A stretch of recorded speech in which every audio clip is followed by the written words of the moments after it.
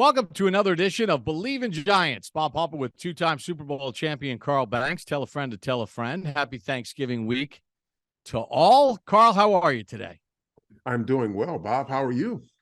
Good. Hey, we get a chance to spend Thanksgiving together in Dallas. Yeah. One big happy family. Yeah, it's going to be, it'll be interesting. I will say this. Before we look back at the Lions game and look ahead to the Cowboys game, I'm going to give a preemptive little shout out to the Jones family because I've worked Cowboys Thanksgiving games over the years. When I was doing Westwood One Radio, I did the Dallas game a lot. Mm-hmm. They don't spare any expenses in the press box dining area when it comes to Thanksgiving. Like, they do it real. Mm-hmm. They do it big.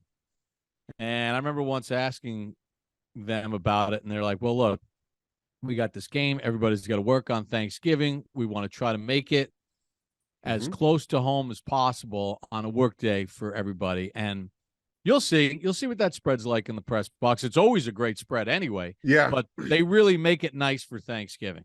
Listen, it's the Dallas Cowboys. They do everything nice. Yeah. Now, before we get to the Cowboys, we got to get back to the debacle that was last Sunday. Mm-hmm. And, for me, the biggest takeaway, first game of the year in which they played like garbage. But the biggest takeaway is the injuries that they sustained, more so than even the way they lost the football game. Yeah, it's for a team that's thin to begin with, you could ill afford to lose players. So you lose your top cornerback, who was probably en route to being a Pro Bowler, Adoree Jackson. And it's football. I get it. And I know why fans are upset. And, in hindsight, he probably wishes he didn't put him back there to return a punt. But you think he does? I'm in hindsight, really... but it's not. You don't think of those things when every single day since training camp started, Adoree Jackson's returning punts. Every practice that they have punt practice, every pregame. If you look out in pregame, he's their punt returner. He's their second punt returner. So he was basically the next man up anyway. But listen, it hurt. It definitely hurts to have him missing from your lineup. It doesn't make it easier for a defense that has to do a lot of things right to begin with. So you get that. Can I just give a couple examples real quick?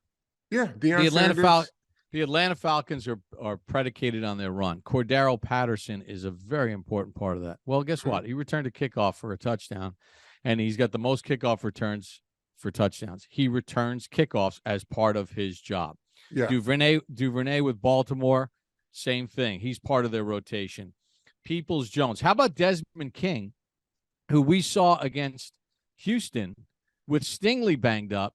King was starting at corner, yet he was returning kicks. Sure. I mean, this is not some novelty, or fans are just so stung by the Seahorn experiment. But Seahorn wasn't a kickoff returner either. He wanted to do it on a lark. Yeah. So I'll just leave it at that. I got that off my chest. Yeah. And look, folks, I get it. It hurts.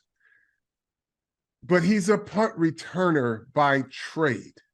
He returns punts. If you get to a game early and you see them out doing their punt returns, he's back there. He's returning punts. And guess what? If somebody goes down in Dallas, next man up is Darnay Holmes. He's a returner too. So this is the fact that you see a player one way when those players have been versatile their whole careers doesn't make you right when you say it. It makes it bad that he got hurt, but it doesn't make you right when you say he had no business being back there. He had business being back there because he's a returner. He gets paid to play football.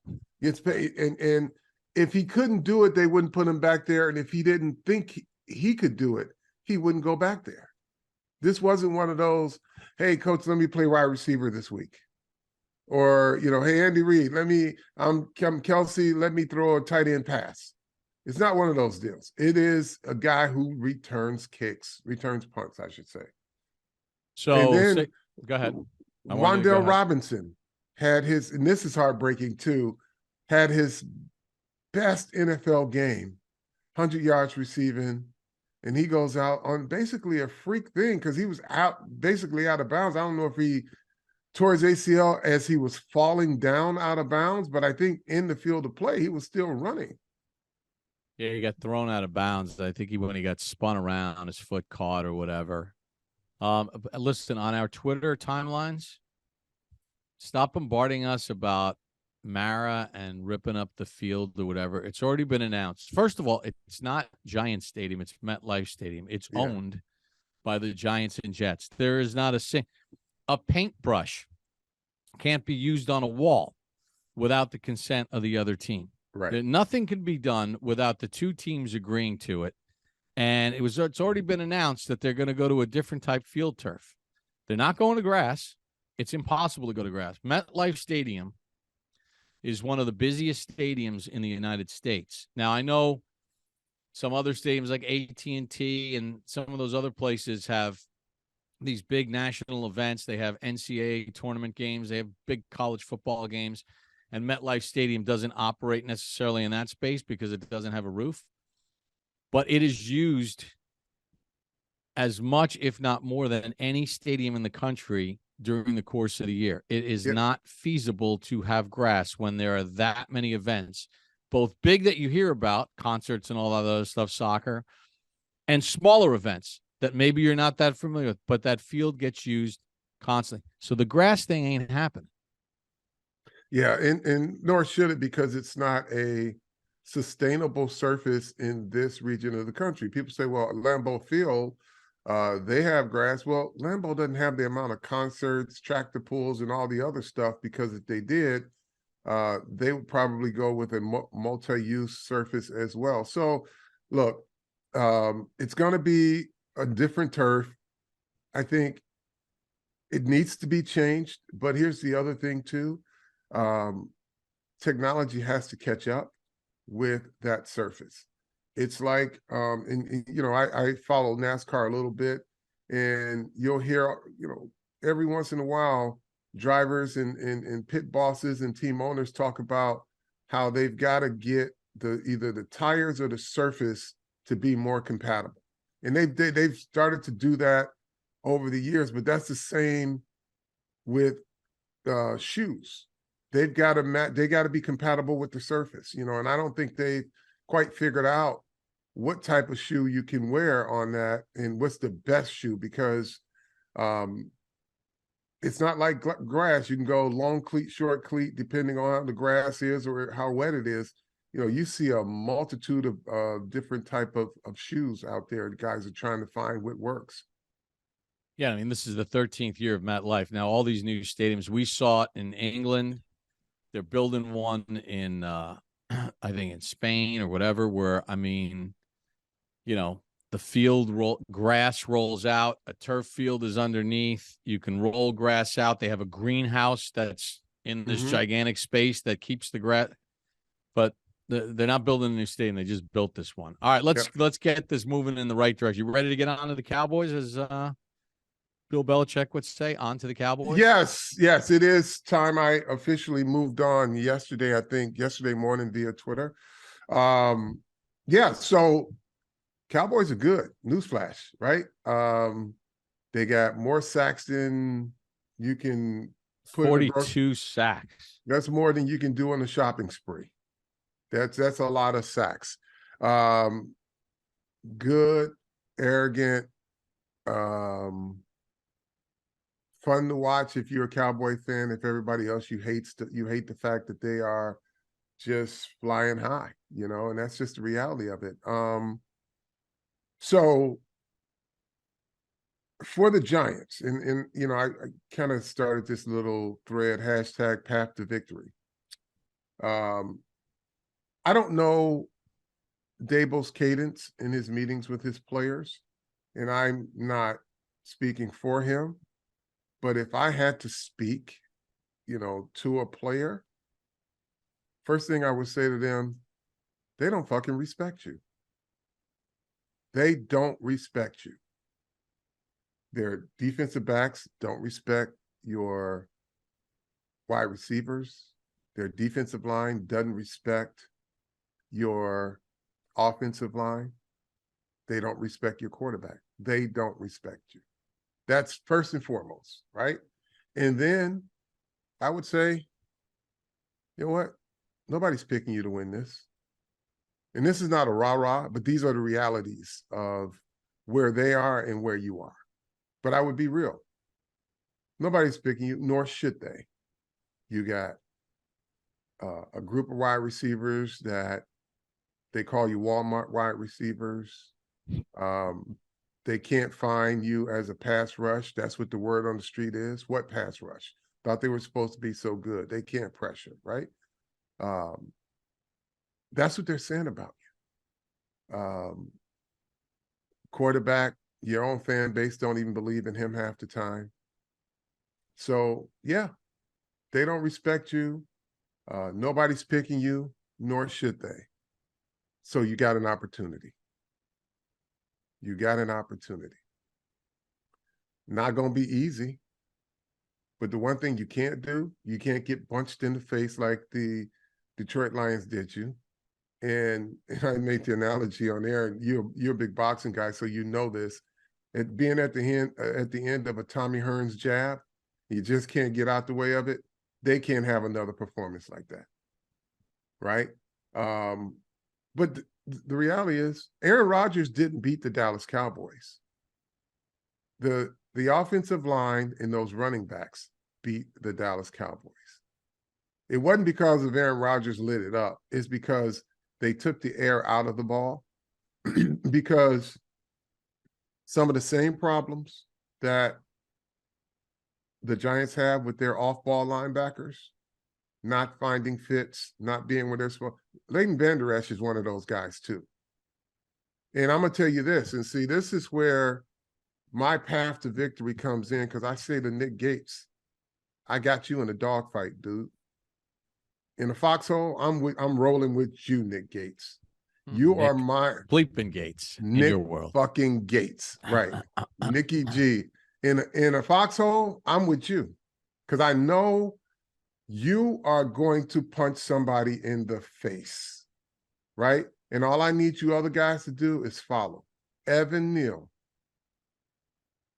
you're young. They're going to try you. But guess what?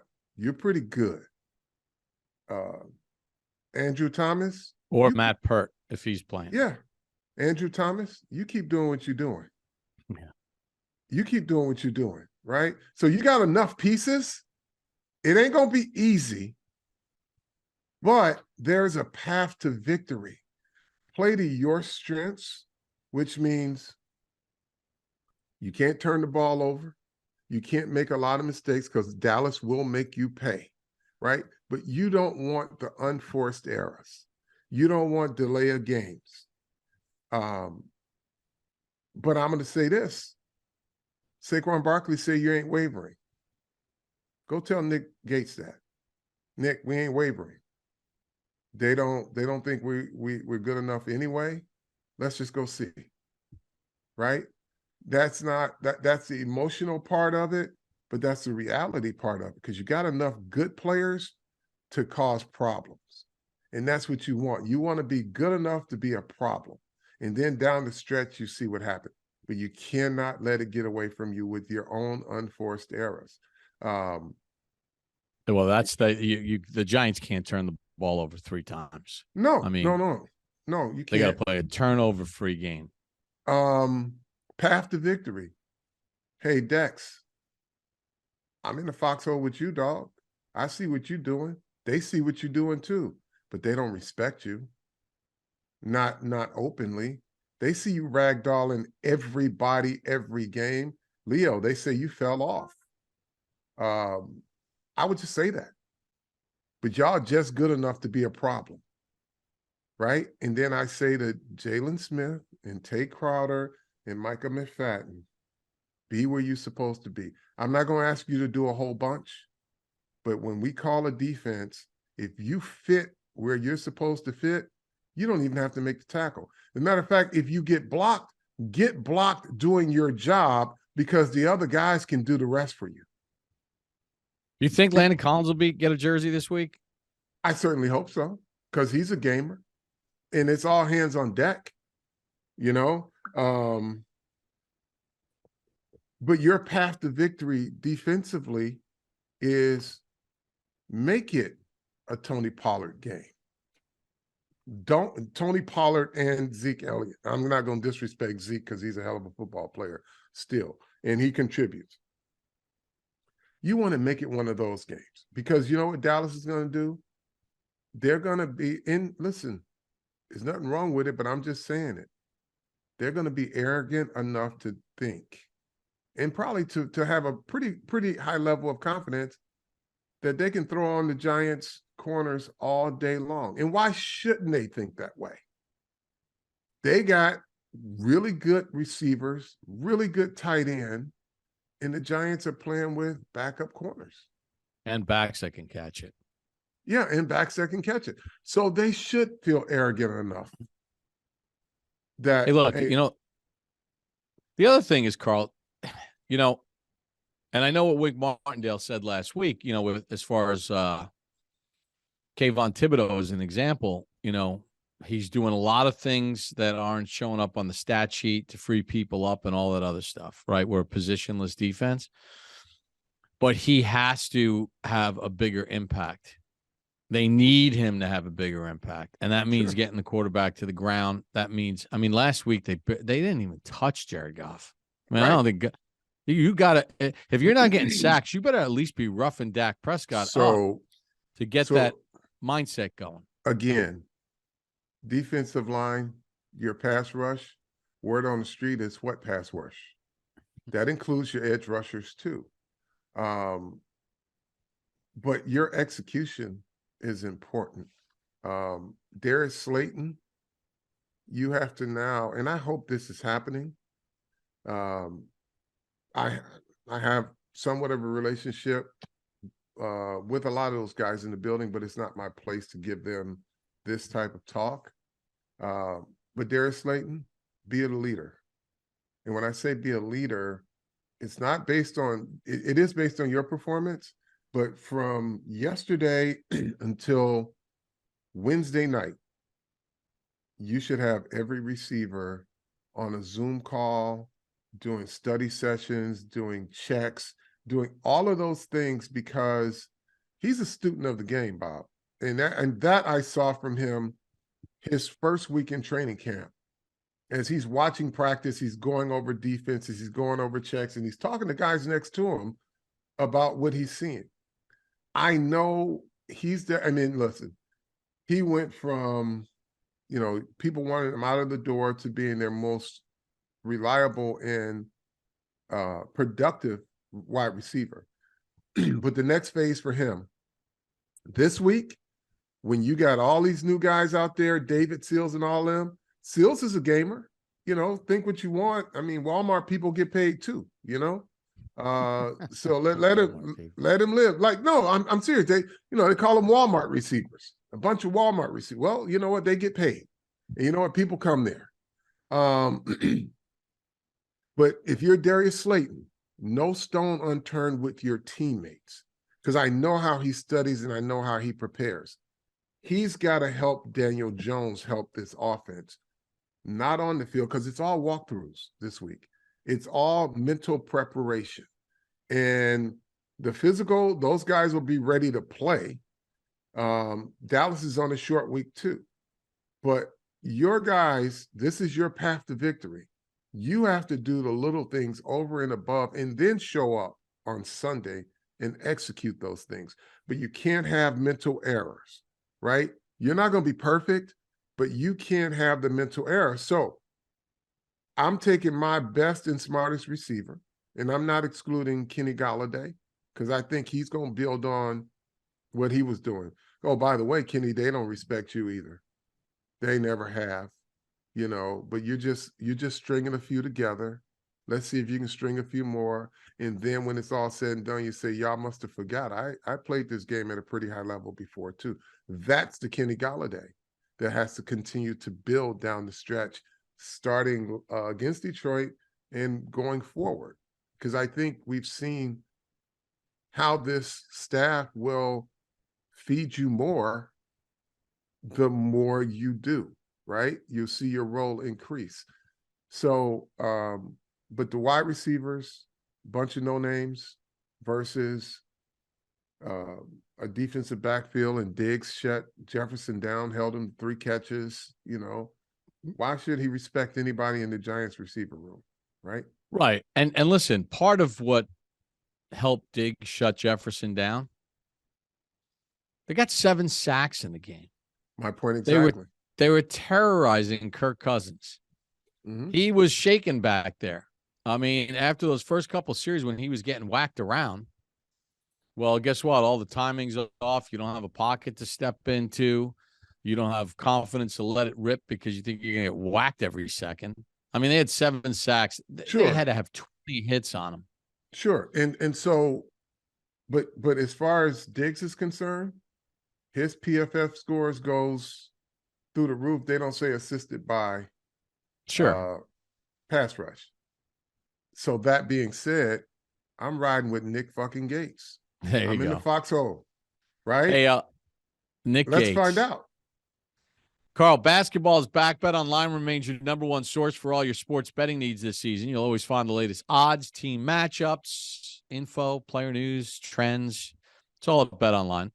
And as your continued source for all sports wagering, BetOnline features live betting, free contests, giveaways all season long. Always the fastest, easiest way to bet all your favorite sports and events, whether that's NBA, NFL, NHL, MMA, tennis, boxing, and even golf. Head to betonline.ag to join. 50% welcome bonus with your first deposit. Make sure you use the promo code BELIEVE, BLEAV. I think you know what that means by now because you're tuning into this podcast in record numbers. BetOnline, where the game starts. So, Carl, I got something I want to get off my chest here. Go. And it deals with human nature. So it's just it's something like a public service announcement for Giants fans. They play in Dallas on Thursday. Then they're home against Washington. They play Philadelphia, and then they play at Washington. Washington's coming on. Philadelphia's struggling a little bit. And Dallas is coming off this big win. My public service announcement is this. I know the media, national, everybody is grouping. Oh, they got 4 big division games coming up. Fans, you need to approach this like the team is going to approach it. And this is the way you get through it. It's not 4 games. It's 1 game. It's 1. It's this game. And no matter what happens, just like last Sunday, a lot of Giants fans thought they would beat the Lions. There were some Giants fans that were worried. You put it behind you. You can't change the result once it happens. And no matter what happens in this game on Thursday, whether they lose a tight one, whether they win, whether they get the brakes beaten off of them, it's the 1 game. And then the next focus will be the home game against Washington. Sure. It's not, and it's a human nature. I did it yesterday in the building with John Schmelk, our producer on the radio. We started playing the old, win, loss, win, loss, win, loss. And you start looking at it in these bunches, and it leads you down a terrible rabbit hole. Thank God coaches don't look at it that way. And I guarantee you that half the guys on the roster, I know this for a fact, because I remember this with your 90 team. I was a young guy, and I remember interviewing, I think it was Dave Meggett or somebody, and talking about a stretch coming up. Oh, no, it was Mark Collins. Talking about a stretch of games coming up. And he's like, I had no idea we play San Francisco in 2 weeks. Literally, he goes, I don't really pay attention to who we're playing until that Monday when we come into the building and we start our prep for the next. Players don't look at it that way. Fans, try not to look at this 4-game stretch. It's 1 game. It's a 4-game stretch of 1 games. It'll allow you to have some sanity here. Yes, and the players can only play 1 at a time. So whatever happens the game before, it's on to the next one, and you try to win that one. Then that's kind of backward looking, or it should be backward looking when it's all said and done. Well, they lost X amount at this period, but right now it's one game at a time. And the task right now is Herculean for Yeah. this giant team against Dallas. I'm not sugarcoating it, I couldn't fix my mouth to say any bad stuff about Dallas. Like, oh, well, the Giants have an advantage here, here, here, and here. No, they've got to create their advantages. They gotta force. And when I talk about being in the foxhole with a guy like Dex and Leo and Nick Gates, I'm not saying this as a rah-rah. I'm talking about guys have to play to their profiles. Guy like Nick Gates loves a dogfight. Dexter Lawrence loves being a domineering player. Leonard Williams loves being a domineering athletic player. Just play your profile. Your off-ball linebackers, I got my love-hate with you. But just be where you're supposed to be. You'll get a chance to fly around, but don't fly out the window when you're supposed to be in the house, right? And if you get blocked, I can tell you this right now. If you get, because defenses are like, especially in the run game, they're like that game Jenga, right? You got to pull and you got to put things where they're supposed to be. If you're where you're supposed to be, even if you get blocked, that might be a 1-yard run versus you running out of the hole and then chasing the play down, and then it's a 10 or 12 or a 20. If you are where you're supposed to be, the big dogs will help you out. When you're not, everybody gets mutilated because, if you're supposed to be in a gap and they're trying to double team Dex or Leo and you're not there because you trying to hide somewhere, that just opens up a big crater. But if you're there, you're going to pull a double team off of a guy. And Dexter Lawrence has proven that he is a domineering force. Leonard Williams, a domineering force. Give yourself a chance to have some level of success. Right. And listen, the Giants, one of the things they have to do is they have to make the basic plays. Meaning, if you got a guy, point of attack, you're in the Path to hole. victory. Yeah, you're in the hole to make a tackle, or you're on the edge and you're setting the edge. Hold the guy to a 2-yard gain. Mm-hmm. If you're open on a third down, or even if it's a first down play, and they're running a play to get 6 yards on first down, just to stay on schedule, you can't drop it so that it's 2nd and 10. Before Right. we even get to making the extraordinary plays, the above the X's and O's plays, just make the simple plays in this game first and then build off that. But if you start dropping 2nd and 10 passes, 1st and 10 passes, 3rd and 6 passes, and punting the ball away, and then missing tackles in the open field and all that other stuff, they're not good enough to overcome it. They'll run you out of the building. Can't point to your chest and say, man, my bad, I got it next time. No. Everybody's got to be perfect. Yeah, because next time means you're down another 7 points. Right. Anything else for you that you have? Fuck, I'm just getting started, but we'll stop here. But no, you got one more. Go ahead. Get it off. No. I just I got time.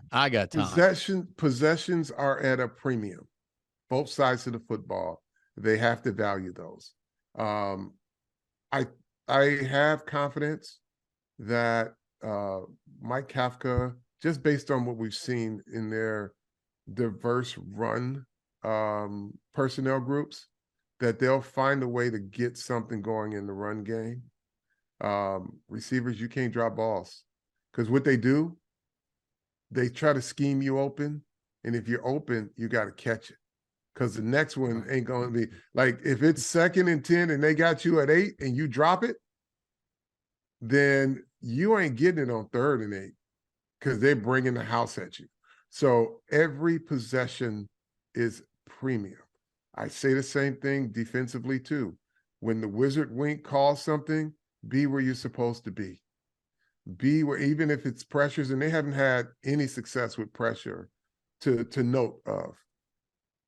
Be where they do a lot of work, and they know the personnel. One thing that Brian Dable says, we try to call things that fit our personnel grouping. We don't try to do things that we can't.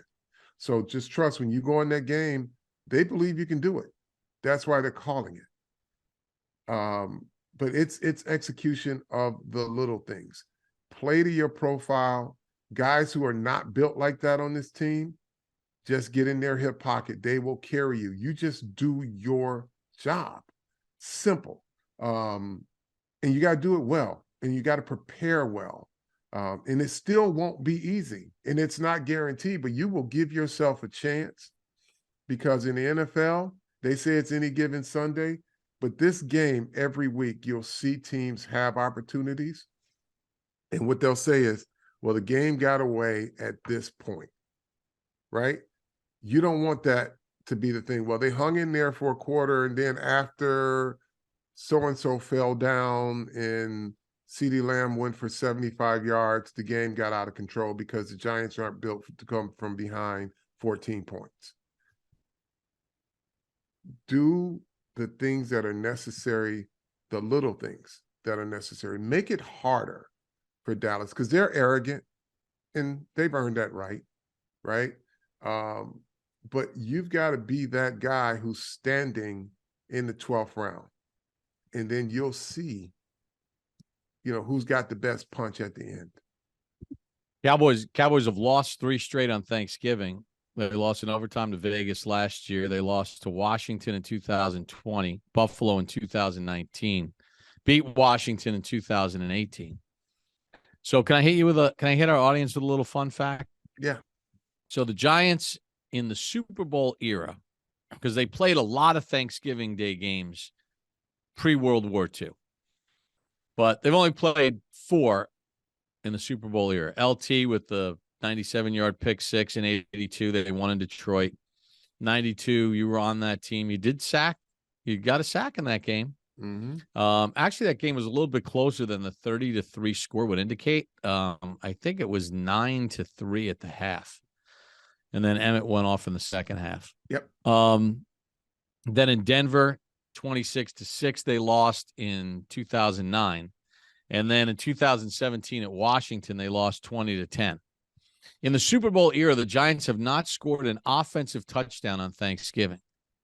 You got LT's pick six and Janoris Jenkins' 53-yard pick six are the only touchdowns the Giants have scored in the Super Bowl era on Thanksgiving. Their last offensive touchdown was in 1938 at Ebbets Field. Wow. When the Giants tied the Dodgers 7-7 in the fourth quarter. Ed Danowski hit Dale Burnett on a 7-yard touchdown pass to ensure the 7-7 tie. So my question to you, do the Giants get their first ever Super Bowl era touchdown offensively on Thanksgiving this year? They do. They do. And they're probably on the ground. But just like this podcast, Believe in Giants, I think the Giants have to believe in Giants, because they don't have a bunch of bums out there. They got some good players at key positions. Those players have to be their best. And then the role players, I said. I'm going with Tanner Hudson, tight end around. He's going to run it in for a 4-yard touchdown. Listen, man, there's a path to victory. There is a path, but it's the little things right now that will give you a chance for that pot of gold at the end of the rainbow. Follow the yellow brick road. Well, you got to, brick by brick, you got to do the little things. And that still doesn't guarantee anything, but it will definitely guarantee you a chance.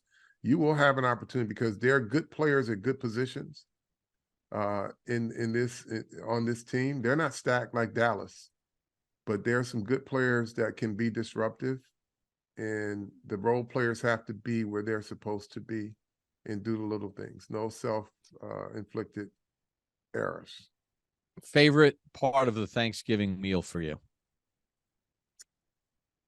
Ooh, probably the sleep afterwards, but it's getting to the dessert. I know a lot of people are not big cranberry people, but I like a nice mix with my stuffing, and it's I just enjoy Thanksgiving. I like the fellowship with people, friends, family, whoever it is, but just looking forward to good food, waking up smelling those rolls, the aroma that just fills the house is just a fun opportunity. But Yeah. we will be smelling hotel air freshener, and we'll get down and get in there and eat some of Jerry's food. Yeah. I'm a stuffing guy. I love stuffing. That's my go-to. That is the go-to. That's the turkey and the stuffing and the gravy. I can't wait, actually. All right, Carl. We got to wrap it up. What do you like to tell everybody to do? Tell a friend to tell a friend. You need to hear this one. Need to hear this one. And also, happy Thanksgiving to all of our subscribers. Please tell a friend to tell a friend. We'll be back, next week, kind of digesting all this along with the turkey and then looking ahead to Washington, because it will be on to Washington no matter what the result is this Thursday. Be on to Washington. Correct. All right. So for Carl, Bob, tell a friend to tell a friend. Again, happy Thanksgiving to all of our great Giants fans out there. Always feel free to come up to us, say hi if you see us, and just say tell a friend, and we know what it's all about. We know what that is. Yes. Thanks for joining us for this edition of Believe in Giants.